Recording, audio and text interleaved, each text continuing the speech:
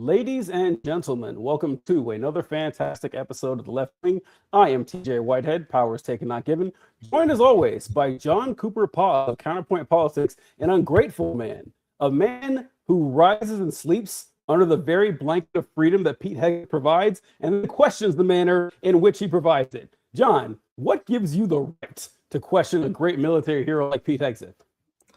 TJ, we are like very, very, very close from a very shitty version of that speech being made in real life in the Oval Office. Like, that is basically the defense that they are going with. Am I wrong?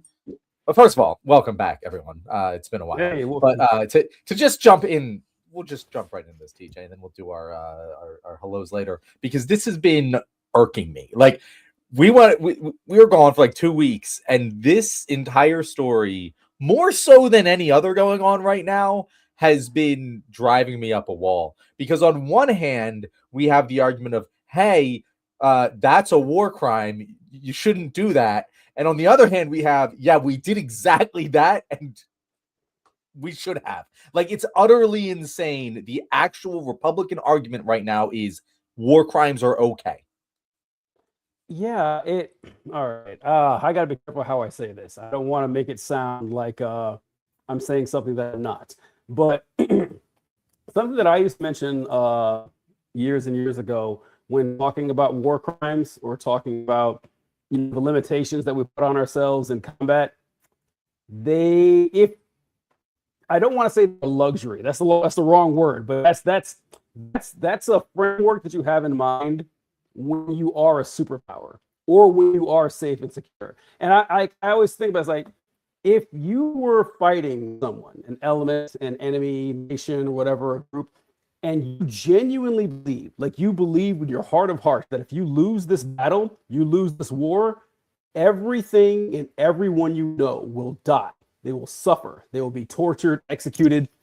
There ain't nothing that's stopping you from committing a war crime. Nothing. Like, that's just how humans are. Like, you're lying if you say otherwise. And like, so that I understand like that part. Like Nat Turner, for example. I would never judge Nat Turner for a second for the fact that he killed civilians. Not gonna happen. I'm not, or civilians, whatever. But he didn't just kill like the slave owners. He killed like the women and the kids too. I mean, the guy he was born and raised as property. He had nothing to lose.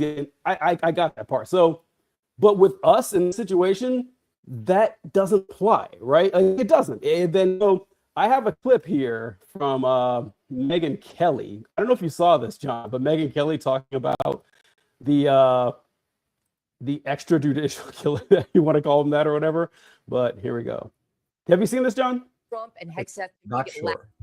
Okay, this is her talking about people complaining about the fact that Donald Trump or Pete Hegseth have overseen these killings in the Caribbean, and here's her thoughts on it.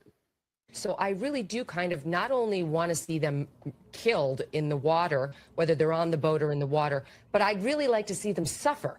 I would like Trump and Hegseth to make it last a long time so that they lose a limb and bleed out a little. Like, I'm really having a difficult time ginning up sympathy for these guys who 10 seconds earlier almost got taken out by the initial bomb, but because they managed to get ejected, a little too soon, had to be taken out in the water. I realize legally it may make a difference, but truly, Mark, this is a tough case to really gin up the sympathies of the American.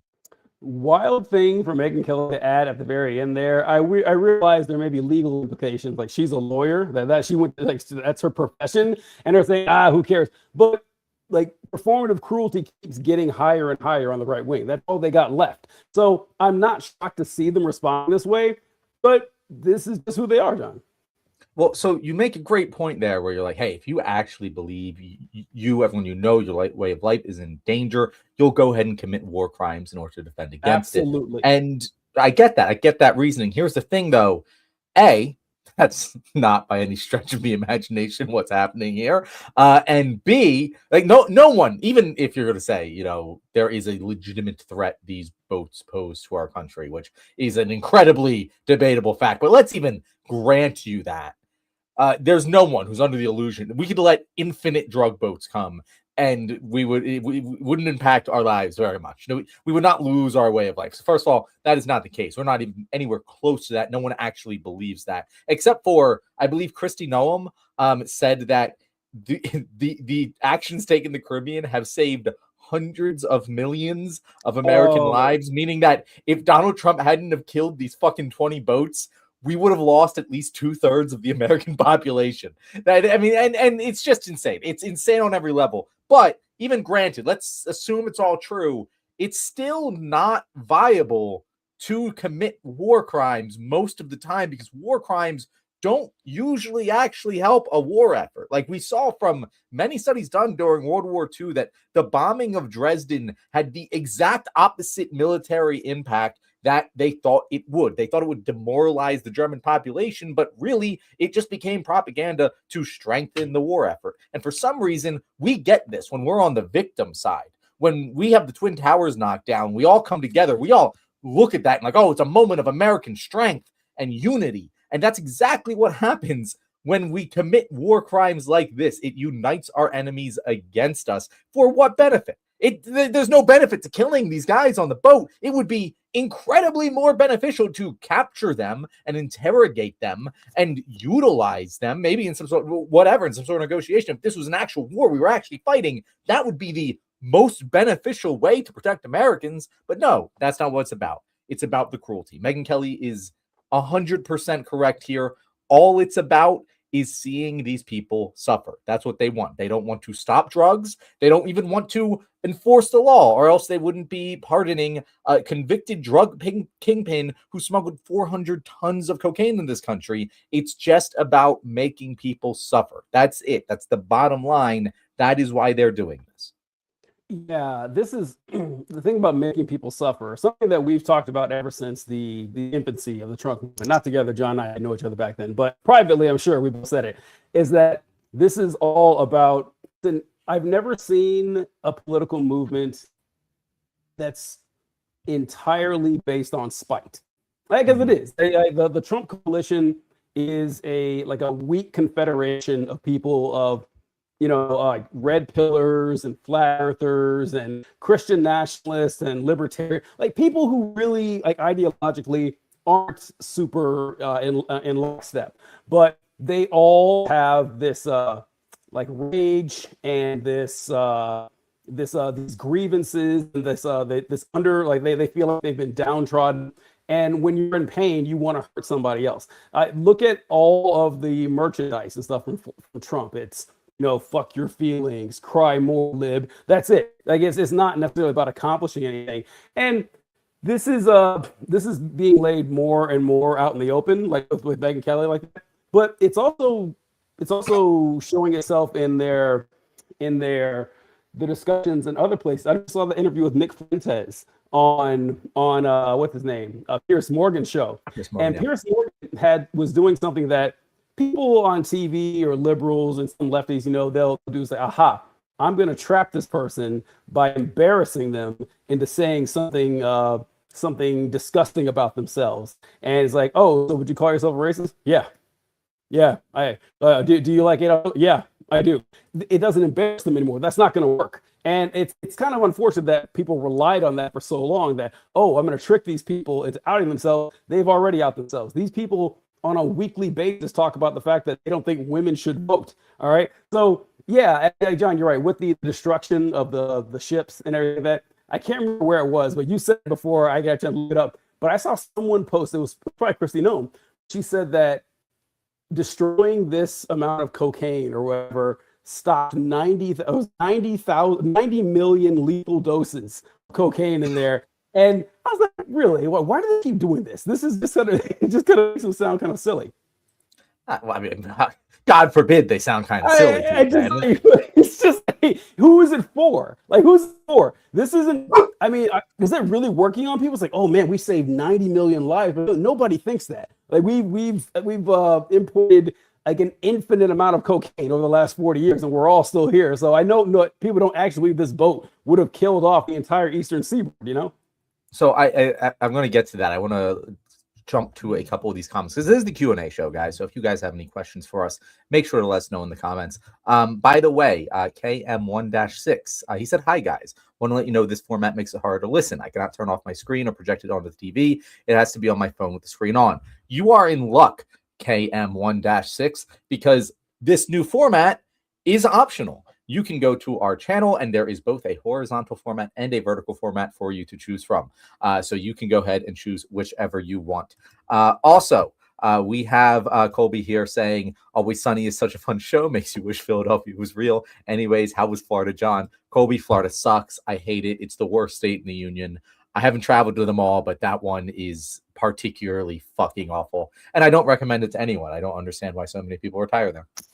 Where did you go in Florida? All around, because my wife has family kind of across the state, not like the Panhandle or anything, but Fort Lauderdale area to Saratoga area is basically where we travel to and from. Huh. I like Florida. I guess I've only been to a couple places. My brother lives in Orlando. I love it there. And I had a friend who lived in what was it? I can't remember, Tampa, I think. But I don't know. What didn't you like about it? What did you like about it? Oh, I got a whole list of things. One, the weather's fucking atrocious. It is always humid and sticky and hot and what the fuck. Because like if you compare it to like California can also get hot, but it's a dry heat. If you compare it to Memphis, it's a dry heat. Like I've lived in different areas, and this heat is just buckets of water in the air, enveloping you in a blanket and microwaving at the same time. Got mosquitoes up to your ass. Everything is flat, just flat and artificial for as far as the eye can see. It's just a man-made flat blanket over a swamp. And that is what Florida is. None of the trees or wildlife are natural. They're all imported. It just looks like shit. There's no tall buildings. They're all fucking flat. Everything looks the same. It's miserable. It's a disgusting place. I really hate to see it. It cannot Florida wait for it's underwater. An affront to the eyes of God. It's a symbol of man's hubris, the entire state of Florida, according to John. That's awesome. TJ, it really is. Like if you like notice, like nothing is real. Nothing is real there. It is all man-made. We were not meant to live there. All right. Well, hey, man, you're in Florida. Then again, you were different parts than I was in, so I don't know. I don't know who this commenter is, but I gotta give them props for these comments here. Zane BS6P or whatever writes, "Hey, TJ Whitehead, beef." I don't know. I love that. I think it's great. I don't know who this is. I don't know what their beef is with me, but I'm not going to be leaving. I'm sticking around the show for 45 more minutes. But yeah. And John, I had did I put the clip up already? Yeah. This is So John mentioned a pardon that Trump did for Honduran president. Now, I don't know. I didn't know about this story till it happened. I haven't been following this case closer or anything like that. But there was a guy who was formerly president of Honduras who was sentenced to like 1 million years in jail or something for trafficking. I think it was 400. What was the clip? But anyway, Trump pardoned this guy. This guy was convicted. And Trump says, actually, no, I'm going to let him loose. And wait till you hear his explanation for it. You pardoned former Honduran President Juan Orlando Hernandez and let him out of prison, even though he was convicted in a massive international drug trafficking scheme. How is that zero tolerance on drug trafficking? Well, I don't know him, and I know very little about him, other than people said it was like a Obama-Biden type setup where he was set up. He was the president of the country. The country deals in drugs, like probably you could say that about every country. And because he was the president, they gave him like 45 years in prison.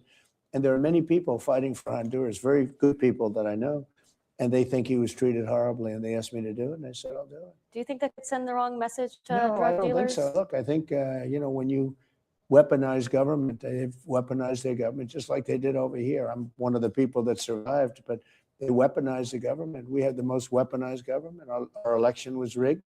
They went after me. I was impeached twice. I was indicted. They indicted me. I came out good. Here we are in the White House. Things are looking nice, but they were vicious, and they are vicious. They're sick people. All right, John, had you seen that clip? And are you buying Trump's explanation there? I have, and I mean, I believe every word he said, TJ. I believe true. I do too. He has no idea who this fucking guy was. He had no idea what the case was that he was pardoning, and people just told him, "Hey, this is another Republican conservative head of state who Biden and Obama you weaponized the DOJ against. It's the only reason he's in jail. And he went, oh, sounds good. Let's pardon that guy. That sounds like he got screwed over, just like me. Like, yeah, it is just like you, Donald. That was such an astute observation that you connected those two dots. Wow, you really are smart, Donald. And then he pardoned him. And that is like that's what happened. Like, and the thing, TJ, that upsets me. I mean, who gives a shit about anything? He's admitting that he doesn't know anything about the guy he pardoned, and no one gives a shit. TJ, no one gives a shit. He doesn't even know the guy. Okay, so this is what's made making political content this last year nearly impossible for me. It's a Herculean effort to talk in front of the camera now, because what is the goddamn point? Why? Like, really? Why? I'm here. I remember, like, I would get exasperated in the past where I'm talking to people who, like you mentioned, have insane thoughts, like, women shouldn't vote anymore. Maybe we should, have a white no state and everything. I'm here trying to discuss the particular measures of, quantitative easing or something, or, discussing like top marginal tax rates. Why am I doing this? These people don't know what year it is. And now it's even worse. Like, believe it or not, it's even worse. People not only are there people who have terrible views. I deal with that. Like, I can actually get by with that. But then you have like a major subset of the population that doesn't really have any principles. Like, the thing with the drugs, like, they'll say, yes, we need to execute people in the middle of the ocean, no proof that they're doing anything illegal, certainly nothing worthy of like a wartime attack. Don't even bother. But the suspicion I have, because someone told me that guy had drugs, I'm fine with incinerating them in the middle of the ocean. No problem with that at all. And then, okay, well, Trump just pardoned a guy who brought in more drugs than these guys could do in a dozen lifetimes. And he let him go without any reason. Like John said, he's telling you, I let it go because someone said it was a witch hunt, and I don't like Biden, so I'm doing it. They're not going to care at all. We're going to forget about this in a month. No one's going to give a shit. So why bother? I don't know. It gets really hard to talk about it when you have these folks. As long as Trump is around, that's not going to change, which, I don't know. We haven't talked about it, but I have been saying this ever since, honestly, this time last year when he got elected. I don't think anything's going to take him down. I don't think any of this war crime stuff is going to go anywhere. We both know that. I don't think the Epstein stuff is going to go anywhere. He's just going to keep doing this. And there's going to be a giant portion of people like, this is great. This is fine. We fully support him. He knows what he's doing. So, TJ, I agree. Like, I right now am probably at the lowest point I've ever been as a content creator. Like, I don't think I made a TikTok in a month. And I have some written. Me and I'm too. like, oh, I'm interested in these. And then by the time I write them and I go to record, I'm like, who gives a shit? No one cares. Like, how do I do my best effort when, like, he's just sitting there admitting it? He's just sitting there. Yeah, no, someone told me to pardon the guy. I didn't even look into what he did. And I pardoned him. And that's it. And it's just like, what is the argument anymore, guys? What is it? Should I sit here? I'm not interested anymore in it, to be honest, TJ. I'm just like kind of waiting for it all to crash. Like, it just seems to me like you're right. There's none of this is going to get him until it all crashes. Like, it feels like there needs to be a massive fucking failure, which, by the way, we're careening towards. And once again, he's hiding employment data for the month of October. And I bet you we're not going to get it in November. And it's just going to keep getting worse until something really bad happens. And hopefully 8% of the population changes their mind about him enough to get him out of fucking office in 2028. Like, that's it. Like, that's all we have to hope for. And we can sit here and we can speculate about what we can do once we get rid of him and try to move on and rebuild better. And like, yeah, like, that's interesting to talk about and think about and theorize about and have hope for. But like, Jesus Christ, what am I supposed to do in the meantime? It feels like nothing matters. You're right. Like, you're right. Like, this is what makes, they look, I am at a pretty low point too. There is hope on the horizon. Trump is 1,000,000 years old. He can't run again.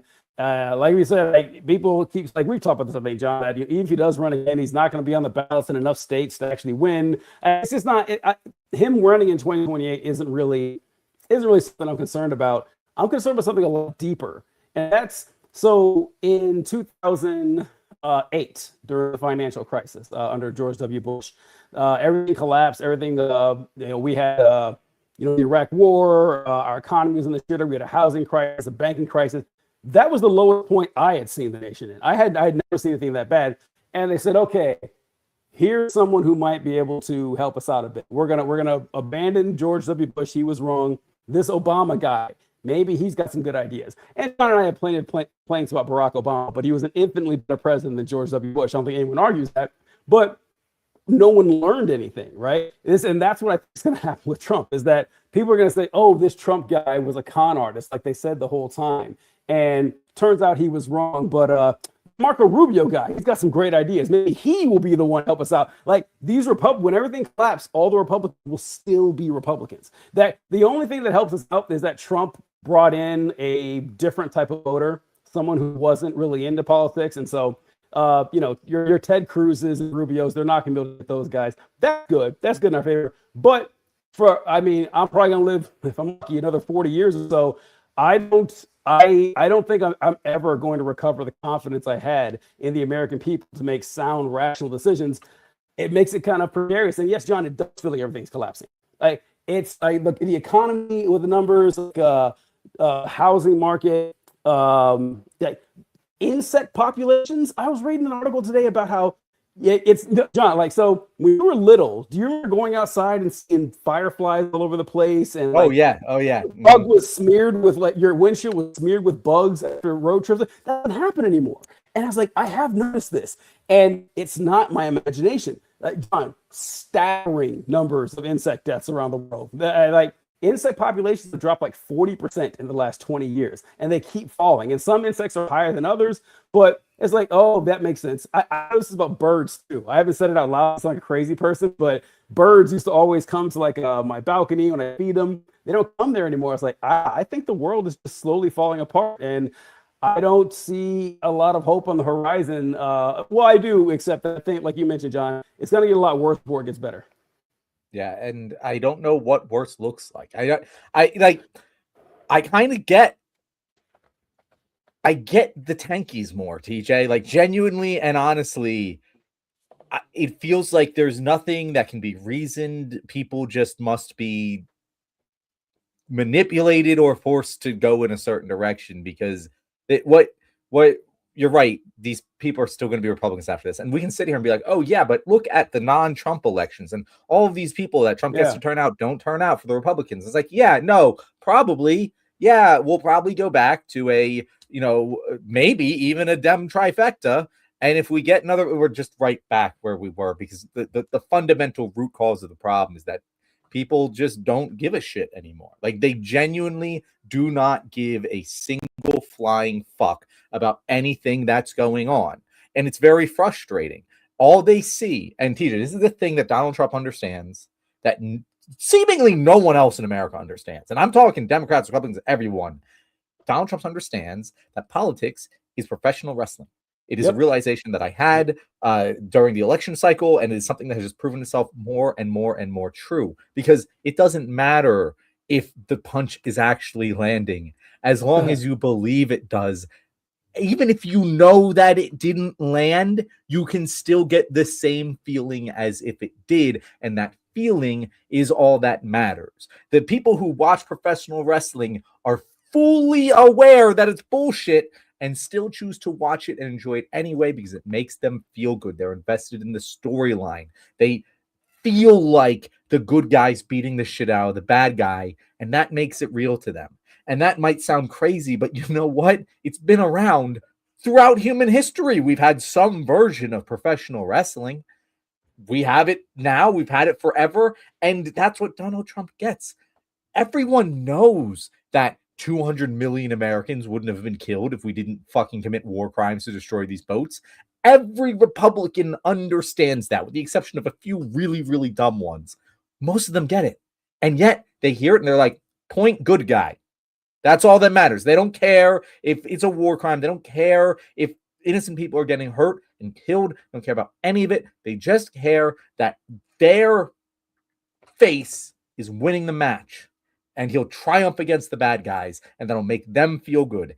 And Trump gets that. Trump gets it better than most other people have. It's very frustrating that he's the only one, TJ. It's really frustrating. He's the only one that gets it.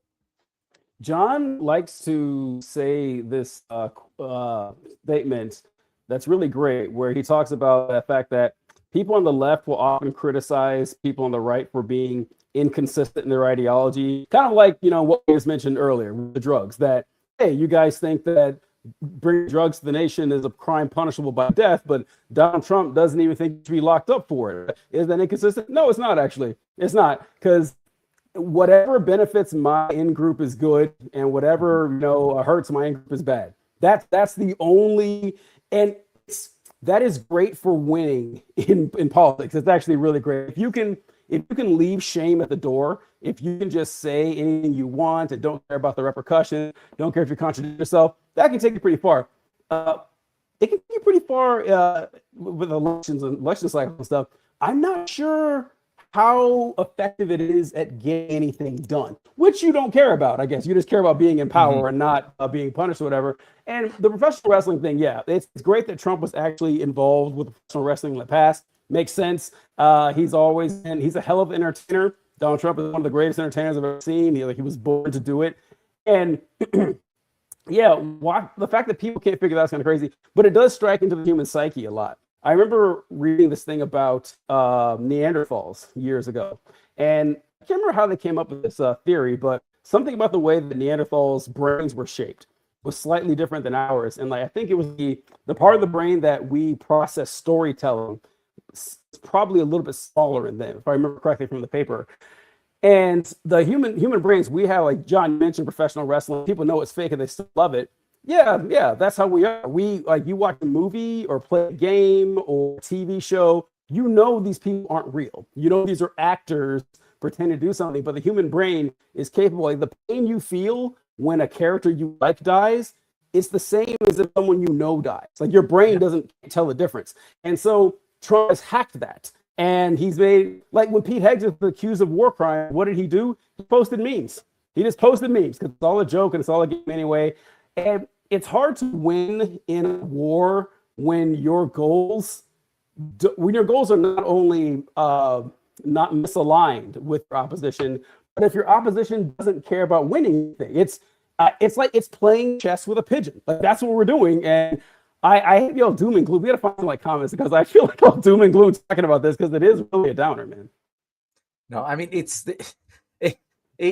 a downer day, and usually, like, when we take a break, we're excited to come back. Yeah, we're jazzed, and like, it's just we laughed, and honestly, I felt like we were pretty energized, at least with the show. This show is really the only thing I care about anymore. Like, I enjoy talking to you and venting, and it's good. But, like, I don't give a shit about the content that I'm making. I'm basically just doing it as a form of muscle memory and release at this point, because I don't have any more visions that I am contributing to some sort of greater future. Like, that has been completely and utterly shattered. And I know that that's doomerism, and I know that it isn't a good way to think, but I really struggle.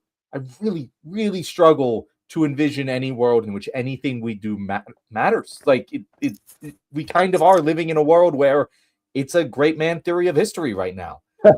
Trump is the great man who's ruling everything, and if we don't get a great man of our own to lead the masses in the right direction, nothing else fucking matters.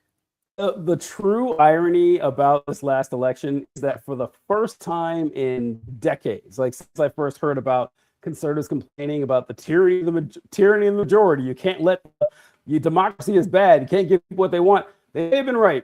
I hate to admit it, but they may have been right. That actually trusting people to choose their own path. I mean, I obviously knew the risk, but I had more confidence in people than that. But yes, the thing with the social, of course, this is just me and John talking about something no one else cares about. Just me and John, like, oh, it's not fun doing social media anymore. Like, it's but it's true, because for my content, I can't speak for John, but a lot of times my content in the past, I would get strikes. I get content strikes. I get warnings. Hey, we're going to block your channel. We're going to whatever. So whenever that would happen, I would shift my content, and I would start making I would just start making like funny history videos or funny science videos, stuff like that. And those videos always did better than my political ones. It's kind of insulting in a lot of ways, but those videos always did better. I get a lot of followers. I'm like, yeah, this is great. I got these followers, but I'm going to drop the communism on them once this streak is up. And of course, I lose my follower, but it was kind of fun.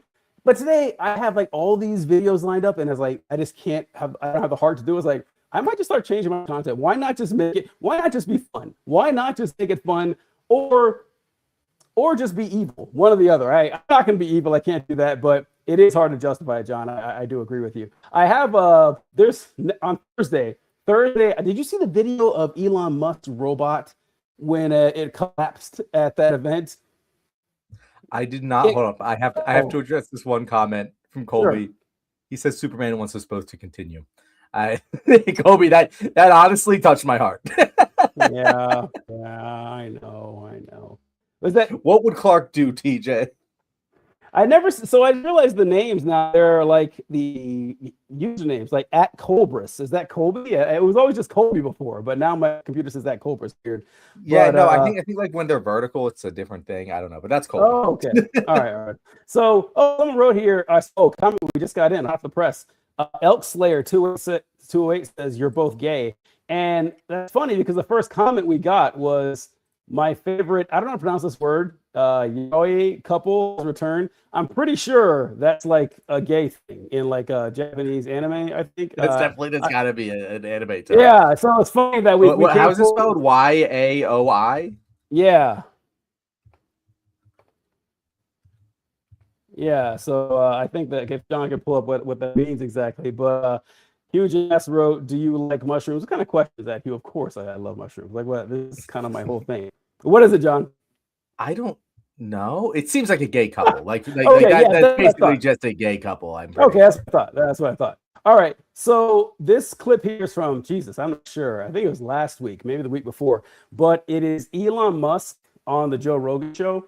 And by the way, I want to add that it wasn't that long ago, just a few months, that Elon Musk left the White House, like he left Doge, and then publicly stated Donald Trump is in Epstein files. That's why he's not releasing them. And now he's perfectly fine with Trump. Like, okay, how? Again, nothing matters. Like either he's a pedophile, and you're still working with him, or he's not a pedophile to your knowledge, and you were comfortable lying about that. I don't know. This is fine. But anyway, this is Elon Musk and Joe Rogan show. John, this is him talking about being at a party and using Grok, and it's one of the saddest things I've ever seen. If you want to have a good time or like make people really laugh at a party, you can use Grok and you can say, do a vulgar roast of someone. And Grok is gonna be an epic vulgar roast. You can even say, like, take a picture of, like, make a vulgar roast of this person based on their appearance of people at the party. So take a photo of them. Yeah, just literally point the camera at them and now do a vulgar roast of this person. And then but they keep saying, no, make it even more vulgar. Use forbidden words. Even more, and just keep repeating even more vulgar. Eventually it's like, holy fuck, it's like, I mean, it's trying to jam a rocket up your ass, like, and have it explode, and it's like it's like it's next level. It's hold on, let me finish it. It's gonna get beyond fucking belief. That's what's crazy is that it keeps getting better. Like, yeah. All right. So had you seen that clip, John? Well, before I ask you, have you seen the clip? I just want to say that I am just baffled at Elon Musk's success. Not necessarily his business success, but the fact that he's cultivated this millions of people who not only like him because they think he's some sort of rocket genius, whatever. I can understand that. I mean, they're wrong, but I get why people would love that. But they pretend he's cool. And I thought about this with how often he's on Joe Rogan, because Joe Rogan is enamored with Elon Musk. Because Joe Rogan, he's a kind of a simple guy, so I can kind of see why he would be, all wide-eyed and like, oh my God, Elon Musk, the world's smartest man. I love this guy. But from what I could tell about Joe Rogan in the years that I've seen him and listened to whatever that, Joe Rogan always struck me among his friends, like normal life Joe Rogan before he was famous, he was always probably a cool guy. Like he was always kind of like, hey, he's the funny guy that cracks wise and has like interesting stuff to say or whatever. Joe Rogan was never a fucking nerd or a geek That's what Elon Musk is. And I don't know how those alarm bells are going off crazy when you listen to him saying, hey, wouldn't it be cool to go to a party, pull out your phone, not talk to anybody, but just ask your phone to make fun of someone for you? Wouldn't that be cool? No, that's the gayest shit ever. Like what is happening here? I don't know, but have you seen that? No, I had seen that, and you're 100% right. Joe Rogan, I feel like I would classify myself maybe as a Joe Rogan apologist in the sense that he's not that bad. Like, COVID cooked him. He's completely cooked in his politics, but like he gets more hate than he really deserves just because he's so big and influential that shit happens because he says it does. But like he does have a good, unlike Elon, like he has a solid work ethic. He has built a career out of nothing. If you hear, you know, he had to work really hard to get good at comedy and everything that he's done. And you'd think that he would just immediately recognize, oh, you're pulling out an app to roast people at a party. That's the dumbest thing I've ever heard. Like, that is not funny. Anyone around you who thinks it's funny, you would obviously is just laughing because you're rich and they want something from you for the same exact reason I'm laughing right now. Like, there's no way he genuinely is laughing. No there. chance. And no chance. It's just sad to watch. Like that is the saddest thing. Like, genuinely, he's the richest man in the world. He's pulling out this app to help him roast people at a party. TJ, if he wasn't such a piece of shit, I'd feel bad for him. That genuinely makes me feel sad. I don't know. It's just like you can be a fan, like you can be a fan of Elon Musk if you think for some unknown reason that he actually is going to have 1 million robot taxis on the road next year, or he's going to get us to Mars, or that he has these humanoid autonomous robots that they're not an obvious and insulting scam. Fine, you can think all that and everything. But God, why do you gotta pretend he's cool? That just blows my mind. And the character element of it is really important here. That an individual like Musk, you're going to entrust him with the future of humanity, which they'll tell you to your face that that's basically what they're doing. Like, what kind of person you are does matter. Like, this is kind of important here. And Elon Musk is like, again, all the resources you could ever want, still deeply shallow and insecure and unliked by at least people he wants to like him. Like Trump and Musk do have millions and millions of followers and fans and everything like that, but cool people don't usually like them, and that's what really sets them off. I always want to be, which is why he's so happy to have Joe Rogan on. Oh, Joe Rogan's cool. Joe Rogan is interesting. If he likes me, other people will like me too.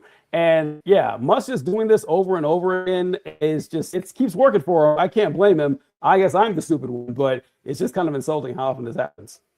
I really hope, TJ, like Musk, unlike others, like Bezos, never ever going to get his comeuppance.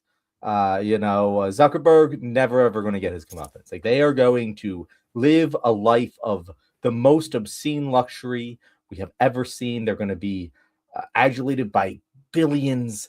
Their names will go down the history books, and nothing bad will ever happen to them. Elon is our one shot, TJ. Because he really is. He is a damn Icarus. And he loves flying close to the sun. He's a riverboat gambler, and he does not take the safe precautions to make sure that he is untouchable in the same way that the other ultra wealthy people do. In fact, most ultra wealthy people, you don't fucking know who they are because they're not dumb enough to try and play this game. Elon is like, he could get his just desserts, and I don't even know if it'll happen. But God, do I really, really want it to. And I don't want anything like, I don't want anyone to kill him. I don't want any like physical harm to befall him. I want him to get trapped in a social doom of his own creation and lose all of his money and everything and die a poor, sad man. That is what I want for Elon Musk. I don't think it will happen, but damn, I've never wished such harm on another person in that way as I do that guy, because it can happen, and I really want it to. Yeah, asking for him losing all his money is asking a bit much. I think with Elon, like what Elon being the one shot we have of watching someone fall from grace in the most hilarious fashion that we can think of, is that John's right. Elon Musk made a huge mistake when he presented himself as a public figure, where he couldn't stop opening his mouth. It's better to just live off the legend. Like before I had even seen a picture of Elon Musk, I saw articles talk about how this guy is the smartest man in the world. And the first time I started questioning Elon Musk was when I saw an article come out that said Elon Musk says there's a greater than 50% chance we live in a simulation. And I was like, how the fuck would he know? Like, what would he know about us living in a simulation more than anybody else? What a dumbass thing. That was before the politics. I was like, okay, maybe something with this guy. But anyway, with Musk, he put himself out to the public. He took a side politically that was not just, it's not like he's just a regular Republican, right? Like if Elon Musk is out there and he sounded like just your average rich billionaire, or even like Mark Zuckerberg, like he wouldn't have these reactions to him. But the fact that he goes off and he's like, yeah, I'm gonna tweet this article about how Jewish people are trying to corrupt the nation, and that maybe white people are being genocided, and I'm gonna platform a bunch of Nazis. That's not going to be cool for a very long time. Like the pendulum's going to swing with the public direction that way, or the public zeitgeist, and he's going to be kind of like separated from polite society. That's I think, and that's going to be a good enough punishment. Like I think he's still going to have money. His fraudulent schemes are going to collapse pretty soon with Tesla. He'll still have plenty of money, but he will be looked on as a figure of derision when he could have just hidden in the background and donated to all these people perfectly fine. Yeah, and a couple comments here that I wanted to address. First of all, Colby's agreeing. The father of the guy who owns Paramount is the second richest guy in the world. I'm sure neither of you know his name. I don't. No clue. Completely correct. And that answers the question of Pron Tebber, Pro and Tibber, whatever your name is. Why aren't billionaires ever nice and happy? That's the thing. The ones you know about are not, because the ones you know about are not content with their lavish life and billions. They require you to love them in order to be happy. And that's why you see the Elons of the world. That's why Mark Zuckerberg, like, he tried his whole fucking, like, I'm going to run for president and influence millions arc. And he was clearly miserable and not good at it. The moment he was just like, well, I'm going to just start like doing jujitsu and windsurfing with a bunch of fucking sunscreen all over my body and yada, yada, yada. Like, he looks much happier now, guys. Like, the ones that fuck off and you don't know who they are, I bet you they're actually really fucking kind people. Some of the nicest, now I don't know any billionaires, but not true. I mostly don't know any billionaires, but the nicest fucking people I know, a lot of them are super fucking rich. They're rich as shit. They're incredibly nice because they can be, because they don't have a fucking care in the world. They're rich as shit. They're set. Their families, their generations past them are going to be perfectly okay in life, and so they can afford to be the nicest people. You know, typically the decently wealthy tend to be pretty nice, happy people because they don't have these fucking demons. But Elon Musk has demons, guys. He has many demons. And white supremacy is one of them. It's hard to be a happy white supremacist. I've never seen a happy white supremacist. I beg you to try and show me one that you feel is a genuinely happy person, a Mr. Rogers level happy person. I've never seen it. Yeah, that's true about not seeing happy white supremacists.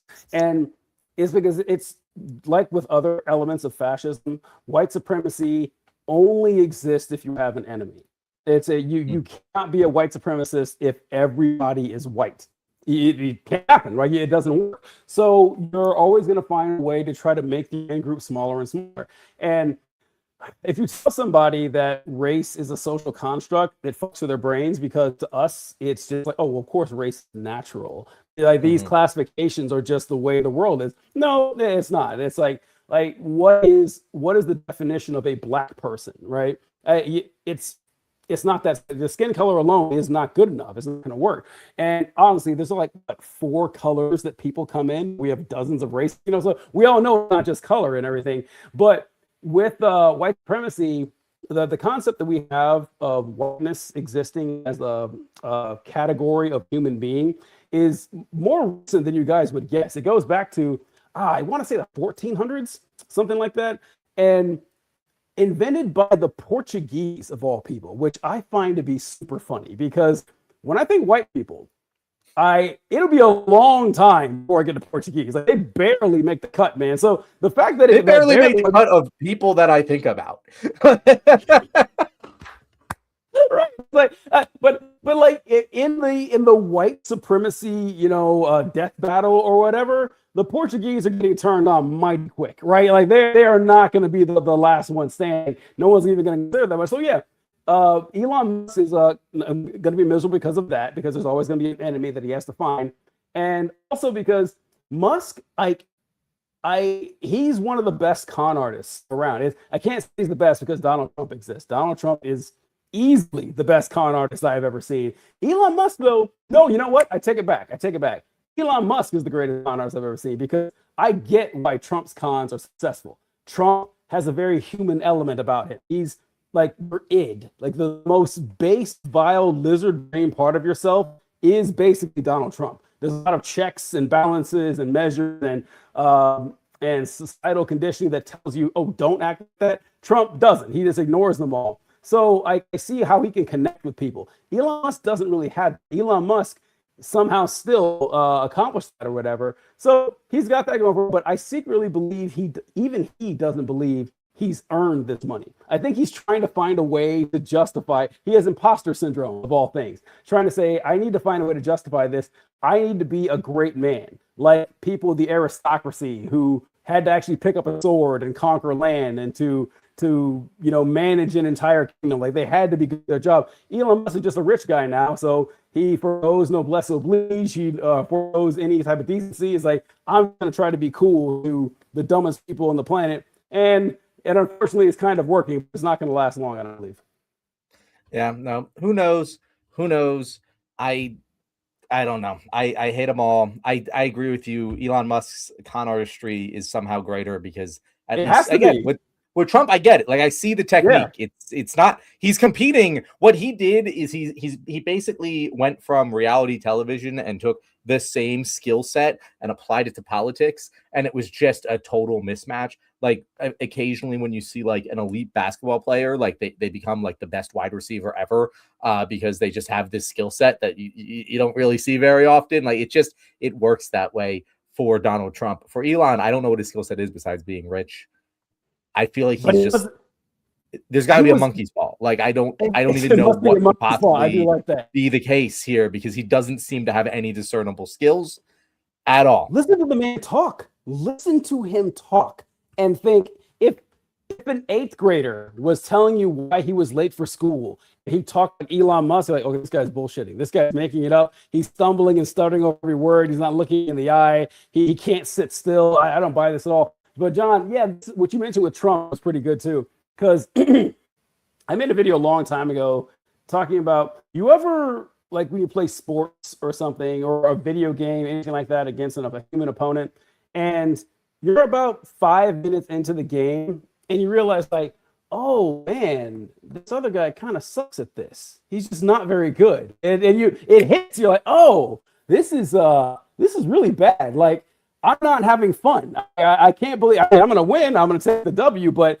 it just feels weird. I can't believe how bad you are at this. That's how Donald Trump must have felt walking in to the Republican National Committee for the debates. He just stands like, I cannot believe how easy this is. I mean, coming from the world that he came from and walking into these fucking Poindexters, these nerds, and just eviscerating them. And it's been easy ever since. Trump has not faced one Republican opponent that put up any type of resistance against him. He wasn't just absolutely steamrolled. So yeah, I can't blame Donald Trump for doing what he's doing. I don't blame him at all. If I were like a malignant narcissist like Trump, why wouldn't I do it? Well, maybe because I'm lazy. I don't know, but I mean, I don't want to stay out of jail. I get it, but you're right. Got to give credit where credit's due with DJT there. TJ, the wild thing is it's not even like he like, I don't know, it was like a weak division merchant. Like he came into the Republican Party at the height of the Mitch McConnell era. Like Mitch McConnell, one of the goats, one of the greatest people to ever manipulate American politics. I mean, he's an evil motherfucker, but he was so damn good at it. And Donald Trump came in like a bull in a china shop, and Mitch had no answers. He tried his darndest, TJ. He ended up quitting. Because there was nothing he could do to stop Donald Trump. That is how dominant Trump was. It was one of the greatest performers of all time. Unfortunately, to the worst ends imaginable. But you got to tip your cap at this point and just we got to ride it out. Like we're in ride it out territory of just like the Warriors, Steph Curry, Kevin Durant era, where it's just like, well, maybe in 3 or 4 years we can compete, but until then, there's nothing we can do about it because we're fucked. It's funny to think about this, that in a weird way, I'm kind of happy that I get to live through the Trump era. In a weird way, I kind of am. Very weird. It must be a very weird way, TJ, because that's not how I feel at all. Well, I mean, you see stuff like you read a history book and find out that prior to World War I, the majority of deaths on the battlefield, like during armed human conflict, came from disease. It didn't come from humans killing each other. It came from people catching diseases and dying and not having proper medical technology. And like in my Army field sanitation class, we were going over, hey, when you're constructing your sites, you're setting up, make sure that you have, like, if there's a water source, like a river's flowing this way, that you set up the latrines upstream or downstream so that you don't get the pollutants coming into the water. I was like, well, of course, I don't want to get sick, get shit water. That's what people did for tens of thousands of years. Tens of thousands of years, people were like, yeah, I'm sure the water the guy's pissed in up the river is going to be perfectly fine to drink. Why would it hurt me? I look back on that and says, I don't get it. I can't imagine. It doesn't seem real to me. If I was born 30 years later and I'm reading and watching video about Trump, like, this does not seem real. There's no fucking way. I would think it was a weird conspiracy. They got me to believe that, tarnish the great name of this nation or whatever. That, yeah, we were actually dumb enough to put this guy in office. Listen to all the shit that he's saying, and tens of millions of people are perfectly fine with it. I don't know. I guess if I had to be alive, I was like, yep, I guess it's true. It's kind of sad to see, but I bore witness. TJ, you're right. The one silver lining of living through this era is that it puts history into perspective. Like, it really genuinely, like, every time I read a history book growing up and I was like, how could you be so dumb? How, like, everyone, the famous example of the Nazis is like, how did everyone fall for this? Motherfucker, the Nazis were way better at this. They were Goebbels was a far more talented fucking propagandist than the Trump administration is. And doesn't matter. Doesn't fucking, of course they fell for it. If we today, with all of the information and technology at our fingertips, at our disposal, having this happen to people who are alive still now, who can tell us, hey guys, look at this, it's the same fucking thing, and people are like, oh no, we're gonna go with this guy. I see it. Every fucked up decision humanity has ever made makes sense to me now. I'm no longer in wonder of our species stupidity. I am now only in wonder of how we've made it this far. It's truly unbelievable. But you're right. Now the rest of my life, I don't have to wonder these things anymore. I understand the depth of human stupidity. Just unbelievable. So also, the Nazis, like, you look back at, then it's like, oh, wow, they were willing to turn their country over to this tyrannical, dictatorial, fascist leader and, rubber stamp the murder of millions of people just because of their ethnicity. And say, the Nazis, like, what pushed the Nazis to do that? Far worse than what Americans put. I'm not in any way justifying. There's no excuse for what the Nazis did. But when you compare it to the United States, what we sold out fascism for, like they had just lost World War One. They had like Prussia and the Germans had been the greatest warriors in Europe for hundreds of years, dating back to the Holy Roman Empire. They literally thought themselves supermen. And like, how did we lose a war? That's not something we do. And now your economy is trash. You're not allowed to have a carrying military. around wheelbarrows of cash because it's so worthless because of hyperinflation. Like, and they have no access to information or anything. Like, yeah, no, I get it. I'm not justifying it, but I understand how that population could be manipulated. Us? Like, what you? Hillary Clinton scared you so much that you needed to vote for Donald. Really? I mean, normal ass was like, wow, that Hillary Clinton's terrible. Can you imagine what she would do if she was president? And then I don't know. And then to this day, they still whine and bitch. It's like, man, remember when I couldn't get a haircut during COVID? That's why I'm voting for Trump. Like, while Trump was president, it doesn't make any sense. But one thing I want to touch on, or at the end here, is that you said that that you also wonder, like, oh, it's actually, you're not going to be too mad at people anymore. It's actually surprising humans have made it this far. It really is.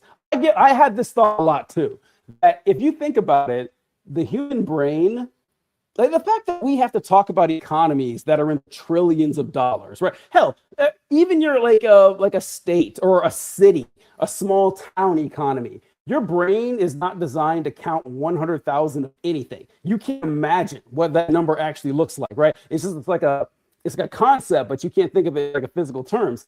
And if you really think about the fact that our brains were designed to pick berries and eat root vegetables in the African savannah, hiding from lions. That is what we were made to do. The fact that we, have built automobiles and cities and bridges and that we've gone to the goddamn moon. Listen, I guess it's all gravy. If I try to think about it that way, that we really should be just living in the forest somewhere with no clothes and that we've made it this far. All right, I guess voting for Donald Trump. What hurts is that I know we're capable of so much more. We're capable of so much fucking more, man, that we are the inheritance of an amazing legacy. We are an astoundingly intelligent mammalian species that is, individually, we're not all that impressive, but we work together. We can do pretty much anything we want. And we're like, yeah, we're electing the orange guy who makes memes of him shitting on people. That's going to be who's in charge right now. We're capable of a lot more. I do have to admit we have accomplished quite a bit over the millennia. It isn't like you do have to look at the height of human accomplishment, be in awe, and then also the depth of human despair, and also be in equal awe. It's really an incredible scale that we have. Before we wrap things up, TJ, we were talking about some movies earlier, and Colby said, "Oh, don't get John started on analyzing movies." There is one movie I do want to have a film club on. I don't know if you have seen it, but have you watched the Wicked movies? Oh, that's so funny. I did a video about Wicked the other day. No, I've never seen Wicked. I keep getting ads for it. They're like, hey, I don't. Why? I watched The Wizard of Oz like everybody else. I watched Return to Oz when I was a kid. It scared the shit out of me, but I've never seen Wicked, or I don't even know what it's about, honestly. So no, I haven't. The Wicked movies, plural? Like what? So it's a play originally. Well, I guess it's a book originally. Then it was a play. But it's a two-part play, so they made two movies, which actually like they should do because it's way too fucking long to fit into one movie. But I reckon if we I'll do it. I'll do a fucking episode on it if you want, because you can watch the first one on HBO. You can go to theaters and watch it, but it is highly political. It's a very, very fucking political film. Yeah, it is about a genocide, TJ. And I don't put that lightly. Like it's like, oh, it's thematically about it's the plot of the movie surrounds a genocide. And so is the movie pro or anti-genocide? That's what I'd like to talk about, TJ, because it paints a very frustrating picture of the genocide. But yeah, and that's what I want to talk about, but I don't want to spoil it. So we'll talk. We should do more fucking film content because again, I don't why know how not, much right? more That was exactly right. Yeah, we should just do more Left Wing Film Club. Let us know in the comments if you want us to review anything. Just let us go at it, because goddamn, I don't want to talk about this fucking administration any more than I have to. And I'm sure there will be something grinding my gears that I'm going to want to talk about on Thursday. But we'll come back. We'll be here We again always on Thursday, 6:35 EST. I do have a guest lined up potentially, which me and TJ will talk about. Great. But we will see the guys then. Later, guys. All right. Oh no, I can't. How's